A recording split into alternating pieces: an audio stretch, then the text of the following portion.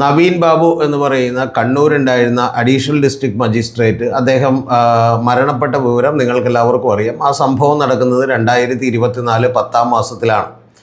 അപ്പോൾ അത് കേരളം മുഴുവൻ വലിയ വിവാദമായി തീർന്നു. വിവാദമായി തീർന്നതിൻ്റെ ഏറ്റവും പ്രധാനപ്പെട്ട കാര്യം CPM-ൻ്റെ നേതാവായിട്ടുള്ള PP ദിവ്യ, അവർ നേരത്തെ ജില്ലാ പഞ്ചായത്ത് പ്രസിഡൻ്റൊക്കെ ആയിരുന്നു. അപ്പോൾ അവർ ഈ മരണത്തിന് പിന്നിൽ ചെയ്തിട്ടുള്ള ഒരു ആക്റ്റാണ് അതിന് വലിയ പ്രാധാന്യം നൽകിയത്. അത് PP ദിവ്യ ഇദ്ദേഹത്തിൻ്റെ ഒരു യാത്രയയപ്പ് ചടങ്ങിലേക്ക് വന്നു കയറുകയും, യാത്രയയപ്പ് എന്ന് പറഞ്ഞാൽ ഇദ്ദേഹം ഇനി റിട്ടയർ ചെയ്യാൻ കുറച്ച് നാളുകളേ ഉള്ളൂ. അപ്പോൾ അദ്ദേഹത്തിൻ്റെ ജന്മസ്ഥലമായിട്ടുള്ള പത്തനംതിട്ട ജില്ലയിലേക്ക് തന്നെ ട്രാൻസ്ഫർ കിട്ടിയിരുന്നു. അപ്പോൾ അദ്ദേഹം ഇനി വീട്ടിൽ പോയി കുടുംബവുമൊത്ത്, അദ്ദേഹത്തിൻ്റെ വൈഫും തഹസിൽദാരാണ്.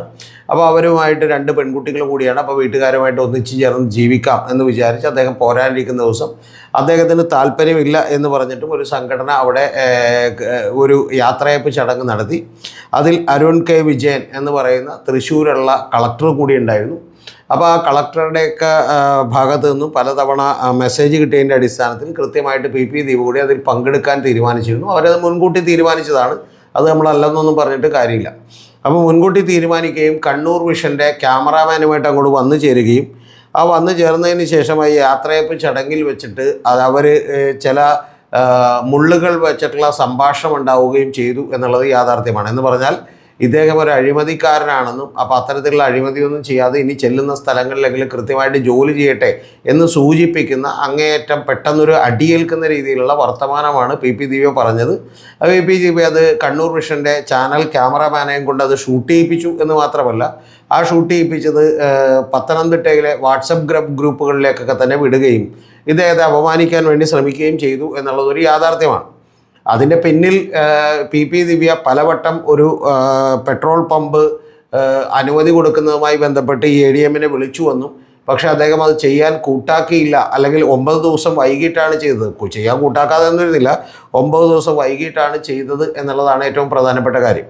അപ്പോൾ അതിന് ഇദ്ദേഹത്തിന് പണത്തോടുള്ള ആർത്തി ഉണ്ടായിരുന്നു, താല്പര്യമുണ്ടായിരുന്നു എന്നുള്ള ലെവലിലാണെന്ന് PP ദിവ്യ അവിടെ കൃത്യമായിട്ട് ഒരു സൂചനകൾ ആളുകൾക്ക് നൽകിയത്. അപ്പോൾ അതിനെ തുടർന്നാണ് വൈകുന്നേരം രാത്രി 6 മണിയോടുകൂടി അദ്ദേഹം തൂങ്ങി മരിച്ച നിലയിലാണ് പിറ്റേ ദിവസം കാണപ്പെട്ടത്. കാരണം അദ്ദേഹത്തെ വരവേൽക്കാൻ വേണ്ടിയിട്ട് അദ്ദേഹം വരുന്ന ട്രെയിൻ എത്തുന്ന സമയം നോക്കിയിട്ട് അദ്ദേഹത്തിൻ്റെ ഭാര്യയായിട്ടുള്ള മഞ്ജുഷയും അതുപോലെ 2 കുട്ടികളും കൂടി റെയിൽവേ സ്റ്റേഷനിൽ വന്ന് നിന്നിരുന്നു എന്നുള്ളതൊരു യാഥാർത്ഥ്യമാണ്. അപ്പോൾ അതുമായി ബന്ധപ്പെട്ട് ഇപ്പോൾ നമ്മുടെ VD സതീശൻ സർക്കാർ CBI അന്വേഷണത്തിന് വിട്ടിട്ടുണ്ട്. അപ്പോൾ ആ CBI അന്വേഷണത്തിന് വിട്ടപ്പോൾ കൗമുദി TV അടക്കം ഏതാണ്ട് റിപ്പോർട്ടടക്കം എല്ലാ ചാനലുകളും തന്നെ അതുമായി ബന്ധപ്പെട്ടുള്ള ഒരു പ്രതികരണം വിവാദമായിട്ടുണ്ടായിരുന്നു. യഥാർത്ഥത്തിൽ ഇന്നലെ മീറ്റ് ദ എഡിറ്റേഴ്സൊക്കെ ചർച്ച ചെയ്ത പോലും അതാണ്. ആ പ്രതികരണം എന്ന് പറയുന്നത് CBI അന്വേഷണ നീക്കം രാഷ്ട്രീയ പ്രേരിതം, സുപ്രീം കോടതിയേക്കാൾ വലിയ ആളാണോ കേരളത്തിൻ്റെ മുഖ്യമന്ത്രി എന്ന് KK രാഗേഷ് ചോദിച്ചു എന്നുള്ളതാണ് അതിൽ പറയുന്നത്. അപ്പോൾ അതിലുള്ള ഏറ്റവും പ്രധാനപ്പെട്ട കാര്യമെന്ന് പറയുന്നത് ഈ KK രാഗേഷ് CBI അന്വേഷണത്തെ എതിർക്കുന്നു. അതിൻ്റെ പ്രധാനപ്പെട്ട കാരണം CPM-ൻ്റെ പേടിയാണ് എന്നുള്ള നിലക്കുള്ള ഒരു പ്രചരണത്തിനത് സാക്ഷ്യം വഹിച്ചു എന്നുള്ളത് യാഥാർത്ഥ്യമാണ്.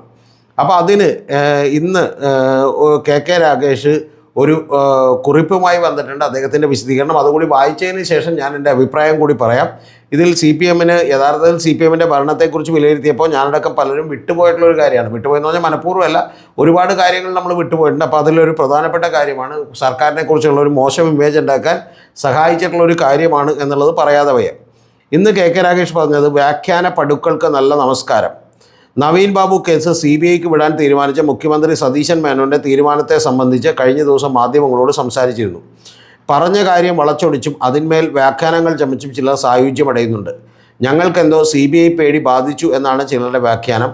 വ്യാഖ്യാന പടുക്കളോട് പറയാനുള്ളത് ഒറ്റ കാര്യം മാത്രമാണ്, CPM-ന് ഇതിൽ ഭയക്കേണ്ടതായ ഒരു കാര്യവുമില്ല. പത്രമാധ്യമങ്ങളെ കണ്ടപ്പോൾ പറഞ്ഞത് സംസ്ഥാന സർക്കാർ എടുത്ത നയപരമായ തീരുമാനത്തെക്കുറിച്ചാണ്. നേരത്തെ ഹൈക്കോടതിയും സുപ്രീം കോടതിയും CBI അന്വേഷണ ആവശ്യം നിരസിച്ചിരുന്നു. ഹൈക്കോടതി CBI അന്വേഷണ ഹർജി തള്ളുന്ന ഘട്ടത്തിൽ കുടുംബത്തിൻ്റെ അഭ്യർത്ഥന പ്രകാരം അവരുടെ ആശങ്കകൾ കൂടി പരിഗണിച്ചുകൊണ്ട് അന്വേഷണം നടത്താൻ ആവശ്യപ്പെട്ടിരുന്നു. വിജിലൻസ് ഇക്കാര്യം പരിശോധന നടത്തി കോടതിക്ക് റിപ്പോർട്ട് സമർപ്പിച്ചു എന്നാണ് മനസ്സിലാക്കുന്നത്.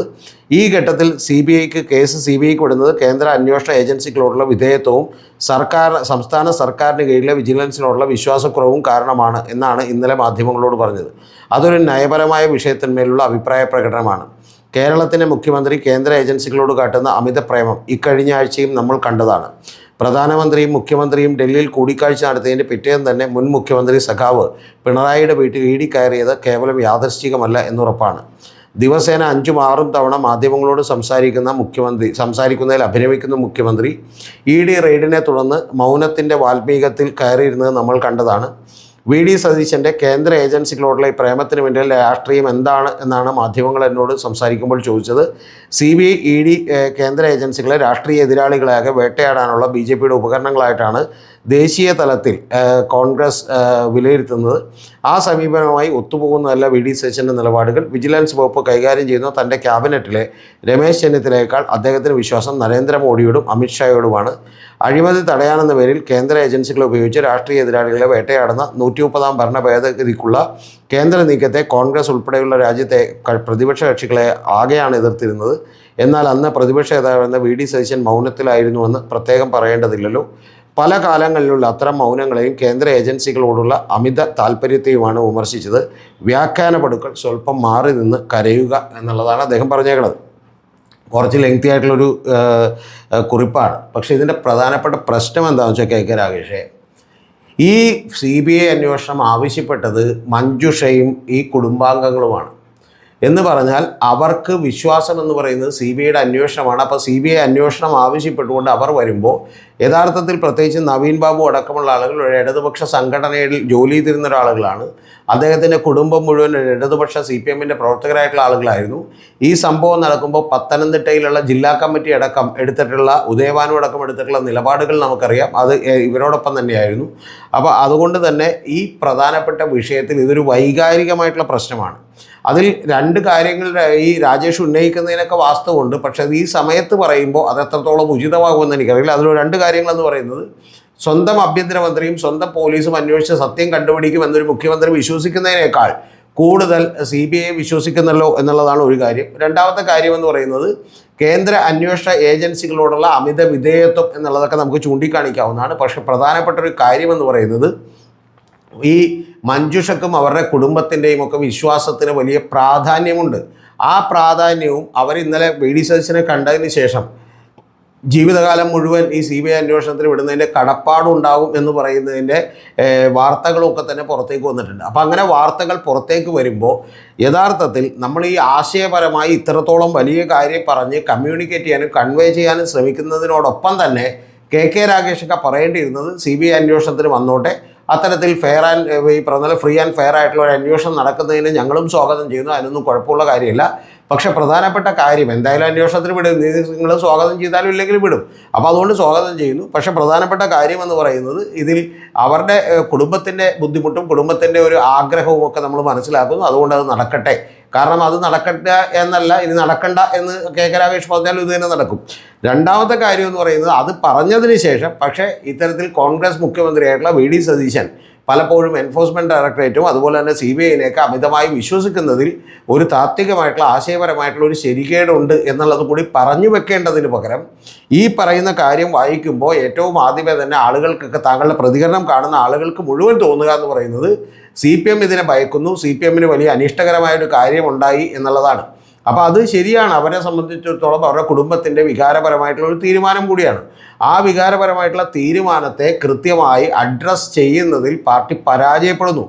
ഈ സോഷ്യൽ മീഡിയ കാലത്ത് പലപ്പോഴും ഇത്തരത്തിലുള്ള വാചകങ്ങൾ പറയുമ്പോൾ വളരെ വളരെ വളരെ ശ്രദ്ധിക്കേണ്ടതാണ് എന്നുള്ളതാണ് ഏറ്റവും പ്രധാനപ്പെട്ട കാര്യം. പ്രത്യേകിച്ചും CPMും LDFനും എതിരെ വലിയൊരു നിര തന്നെ സോഷ്യൽ മീഡിയകളിലും അതുപോലെ തന്നെ സാറ്റലൈറ്റ് ചാനലുകളിലുമൊക്കെ തന്നെ നിരന്നു നിൽക്കുമ്പോൾ KK രാഗേഷെ പോലെയുള്ള ആളുകൾ മനസ്സിലാക്കേണ്ടത് കൃത്യവും വ്യക്തവുമായിട്ടുള്ള കമ്മ്യൂണിക്കേഷൻ നമ്മൾ നടത്തേണ്ടതുണ്ട് എന്നുള്ളതാണ്.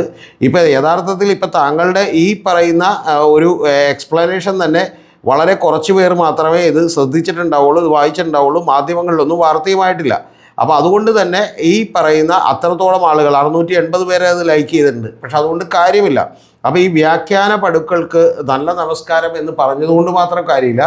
ഇത് യഥാർത്ഥത്തിൽ നെഗറ്റീവായിട്ടുള്ള ഒരു ഇമ്പ്രഷനാണ് ഉണ്ടാക്കിയിട്ടുള്ളത് എന്നുള്ളത് വാസ്തവമാണ്. അതുകൊണ്ട് നേതാക്കളൊക്കെ ഇനിയെങ്കിലും ഇത്തരം കാര്യങ്ങളിൽ പ്രതികരിക്കും. പ്രത്യേകിച്ചും ഈ ADM നവീൻ ബാബുവിൻ്റെ കേസുമായി ബന്ധപ്പെട്ട് വലിയ നെഗറ്റീവായിട്ടുള്ള ഒരു വികാരമാണ് LDF ഗവൺമെൻറ്റിനെതിരെ ഉണ്ടായത്, പിണറായി സർക്കാരിനെതിരെ ഉണ്ടായത്. പലപ്പോഴും PP ദിവ്യയുടെ അടക്കം നിരവധി ആളുകളുടെ സഖാക്കളുടെ ഒരു ധാർഷ്ട്യമായി അത് കൃത്യമായി അവതരിപ്പിക്കപ്പെട്ടു എന്നുള്ള കാര്യത്തിൽ തർക്കമില്ല.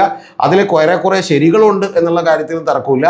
അപ്പോൾ അത്തരം നിലപാടുകൾ ഇനിയെങ്കിലും തിരുത്തിക്കൊണ്ട് മുന്നോട്ട് പോകണം എന്നുള്ളതാണ് എനിക്ക് പറയാനുള്ളത്. അല്ലാതെ ഇപ്പോഴും ഈ പറയുന്ന പോലെ CBI അന്വേഷണത്തിന് വിടുമ്പോൾ 2 കോടതികൾ അത് നിരാകരിച്ചതാണെന്ന് കറക്റ്റാണ്. പക്ഷെ അതിനേക്കാൾ വലിയ ആളാണോ VD സതീശൻ എന്ന് ചോദിക്കുന്നതിൽ യാതൊരുവിധ സാങ്കത്യവുമില്ല. അത് യഥാർത്ഥത്തിൽ വീണ്ടും നെഗറ്റീവായിട്ടുള്ള ഒരു ഇംപ്രഷൻ കൂടിയാണ് ഉണ്ടാക്കുക എന്നുള്ളതാണ് KK രാഘവേഷോടൊക്കെ പറയാനുള്ളത്. അതുകൊണ്ട് ഇവിടെ ഏറ്റവും പ്രധാനപ്പെട്ട വിഷയമെന്ന് പറയുന്നത് മഞ്ജുഷയുടെയും ആ 2 പെൺകുട്ടികളുടെയും ഒക്കെ ജീവിതത്തിൽ അവർക്ക് നീതി കിട്ടി എന്ന് പറയുന്ന തോന്നലുണ്ടാവുകയും കൃത്യമായിട്ടൊരു അന്വേഷണം നടന്നു എന്ന് പറയുന്ന തോന്നലുണ്ടാവുകയും വേണം എന്നുള്ളത് ഇമ്പോർട്ടൻ്റ് ആയിട്ടുള്ള പ്രധാനപ്പെട്ട കാര്യം തന്നെയാണ് രാകേഷ് എന്നുള്ളതാണ് എനിക്ക് ഇപ്പോൾ CPM-നോട് പ്രത്യേകമായി പറയാനുള്ളത്. ടോപ്പിക്ക് കഴിഞ്ഞു. ഇത് താല്പര്യമുള്ളവർ കേട്ടാൽ മതി. നമുക്ക് മറ്റൊരു ചാനൽ കൂടി നമ്മൾ സ്റ്റാർട്ട് ചെയ്തിട്ടുണ്ട്. അതൊരു പോഡ്കാസ്റ്റ് സീരീസാണ്. അതിൻ്റെ പേര് പൊതുബോധത്തിനുമപ്പുറം രതീഷ് ചക്രപാണിയോടൊപ്പം എന്നുള്ളതാണ്. ഇംഗ്ലീഷിലാവുമ്പോൾ അത് ബിയോണ്ട് കോമൺ കോൺഷ്യസ്നെസ് വിത്ത് രതീഷ് ചക്രപാണി എന്നാണ്. പക്ഷേ അത്ര വലിയ പേര് നമ്മൾ യൂട്യൂബ് ചാനലിൽ ഇട്ടിട്ടില്ല. BCC വിത്ത് രതീഷ് ചക്രപാണി എന്നാണ്. അർത്ഥം ഇത് തന്നെയാണ്. അതിൻ്റെ അർത്ഥമിടാൻ ആ വാക്ക് തന്നെ സെലക്ട് ചെയ്യാനുള്ളൊരു കാരണം പലപ്പോഴും നമ്മുടെ നാട്ടിലെ സാധാരണ മാധ്യമങ്ങളൊക്കെ തന്നെ അവരുടെ അജണ്ടകൾ പ്രകാരം അവർ പണം മേടിച്ചിട്ടുമൊക്കെ തന്നെ പല നിലവൊക്കെയുള്ള ഒരു പൊതുബോധ നിർമ്മിതികൾക്ക് വേണ്ടി കൊട്ടേഷൻ എടുത്തിരിക്കുന്നവരാണ് എന്നുള്ളത് അറിയാവുന്നതുകൊണ്ടാണ് ആ കൊട്ടേഷൻ എടുത്തിട്ടുള്ള അത്തരത്തിലുള്ള വലിയ ഒരു സാറ്റലൈറ്റ് മാധ്യമങ്ങളോടൊക്കെയുള്ള നമ്മുടെ ചെറിയ ഒരു എളിയ എതിർപ്പും ഈ പറഞ്ഞ പോലെ പരിശ്രമവുമാണ് ആ പോഡ്കാസ്റ്റുകൾ എന്ന് പറയുന്നത്. അതിൽ മറ്റാരും നിങ്ങളോട് പറയാത്ത വളരെ ബോധ്യങ്ങളാൽ തന്നെയുള്ള നമ്മുടെ ഉറച്ച ബോധ്യങ്ങളോട് കൂടിയിട്ടുള്ള വിശ്വാസങ്ങളായിരിക്കും നിങ്ങളോട് പറയുക. കൂടാതെ നിരവധി വലിയ ആളുകളുടെയും ഇൻ്റർവ്യൂസും ഒക്കെ തന്നെ ആ ചാനലുകളിൽ ഉണ്ടാകും എന്നുള്ളത് എൻ്റെ പ്രിയപ്പെട്ട പ്രേക്ഷകരോട് പറയട്ടെ. അതിലൊരെണ്ണം ഇപ്പം തന്നെ നമ്മൾ ഇട്ട് കഴിഞ്ഞു. അത് 2021 അധികാരത്തിലേക്ക് വന്നിട്ടുള്ള പിണറായി വിജയൻ്റെ ഇമേജ് വളരെ തന്ത്രപരമായി വളരെ സ്ട്രാറ്റജികൾ ഉപയോഗിച്ച് മാധ്യമ രാഷ്ട്രീയ ഗൂഢാലോചനകളുടെ ഫലമായി എങ്ങനെയാണ് ഇടിച്ച് തകർക്കപ്പെട്ടത് എന്നുള്ളതിനെക്കുറിച്ചുള്ള എപ്പിസോഡാണ്. മറ്റാരും പറയാത്ത കാര്യങ്ങളാണ്. 1 മണിക്കൂറും 44 മിനിറ്റുമുള്ള ഒരു എപ്പിസോഡാണ്.